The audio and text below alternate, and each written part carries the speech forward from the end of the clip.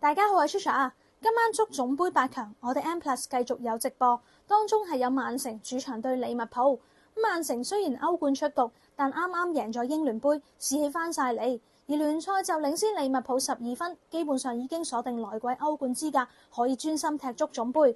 球員方面，夏蘭特喺最近嘅國際比賽日唔使隨隊出戰，唞足2個禮拜，今仗可以話係滿血回歸。而佢生涯11場足總杯係能夠入9球，效率驚人。近2場對住利物浦都繼續能夠取得入球嘅。再睇利物浦呢一邊，佢哋問題較多。沙拿已經宣布季後會離隊，而上仗歐冠佢就係傷出，雖然有復操，但狀態成疑。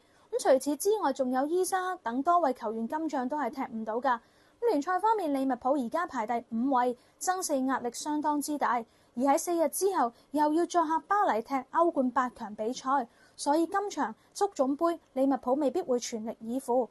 所以總結以上情況，似乎今仗曼城嘅贏面會較大㗎。